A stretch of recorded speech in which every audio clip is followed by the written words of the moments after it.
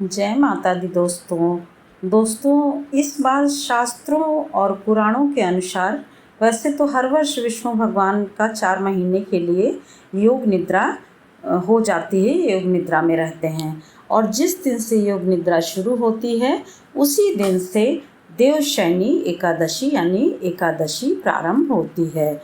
और यह एकादशी आषाढ़ मास की शुक्ल पक्ष की एकादशी मानी जाती है। इसे देवशयनी एकादशी और पद्मनाभा एकादशी अर्थात लक्ष्मी एकादशी भी कहा जाता है।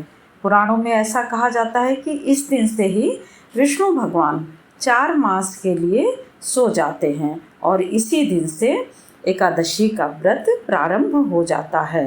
यदि एकादशी का व्रत आप संकल्प ले रहे हैं तो आपको दशमी के दिन सात्विक भोजन करना चाहिए। मूंग, जौ, गेहूँ, नमक आदि का सेवन ना करें और एकदम इस तरह से सात्विक रहें कि दूसरे दिन आपको एकादशी व्रत रखने में कोई भी परेशानी ना हो। और संयोग से दोस्तों अब की बार रविवार को यह एकादशी पड़ रही है। रविवार को एकादशी होने की वजह से आप सूर्य उपासना भी कर सकते हैं और विष्णु भगवान को तुलसी और केले का पौधा, तुलसी का पौधा और केले का पौधा बहुत प्रिय है, तो इसलिए आप तुलसी की भी पूजा और केले की भी पूजा इस दिन कर सकते हैं। और इस दिन पूजा करने से सुबह सुबह सूर्योदय में आप अपनी ये पूजा कर लीजिए तो बहुत ही अच्छा होता है। और विष्णु भगवान इस समय एकादशी के दिन से ही वह पाताल लोक में चले जाते हैं और वहीं पर निवास करते हैं। इसको हरिशयनी एकादशी भी कहा जाता है। हरिशयनी एकादशी से इस दिन से होता क्या है कि कहीं कोई भी तपस्वी या ब्राह्मण या फिर साधु सन्यासी कहीं भी भ्रमण नहीं करते हैं, यानी कहीं भी आते जाते नहीं हैं।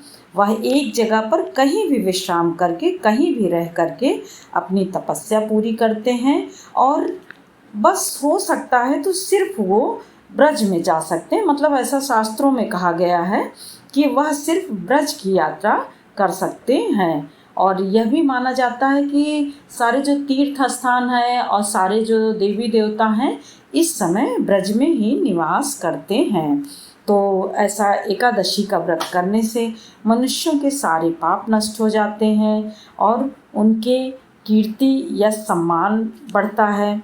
और जब भगवान की कृपा होती है तो सभी पाप अपने आप ही कट जाते हैं।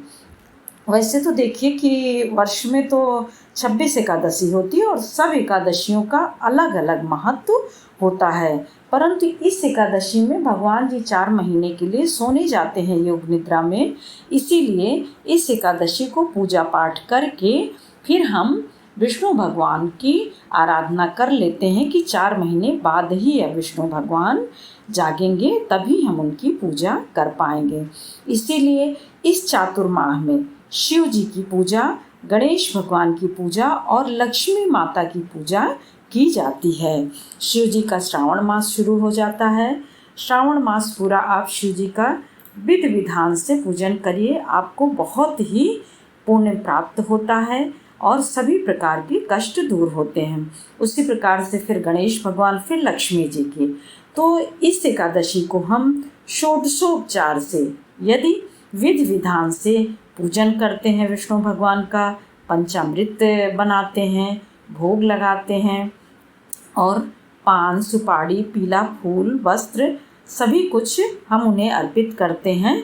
इस प्रकार से वह बहुत ही प्रसन्न होते हैं। और यदि हम मन से पूजा पाठ, विधि विधान से पूजा पाठ करते हैं दोस्तों, तो निश्चित ही सभी कार्यों में सफलता मिलती है और सारी समस्याएं हमारी दूर हो जाती हैं। इस प्रकार से विष्णु भगवान बहुत ही प्रसन्न होते हैं।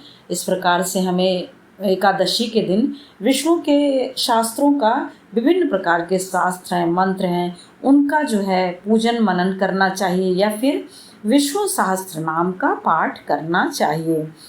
एकादशी का व्रत पूरा करने के बाद हमें द्वादशी के दिन पहली बात तो एकादशी के दिन रात्रि में ही आप आरती कर लीजिए, प्रसाद चढ़ा दीजिए, विष्णु सहस्त्रनाम का पाठ कर लीजिए। और उसके बाद फिर हमें द्वादशी के दिन कुछ जो है हमें दान करने के बाद ही पारण करना चाहिए। इस प्रकार से हमारा देवशयनी एकादशी का व्रत संकल्प पूर्ण होता है और मनोवांछित फल की प्राप्ति होती है। जय विष्णु भगवान, जय विष्णु भगवान। फिर मिलते हैं दोस्तों एक और नए वीडियो के साथ।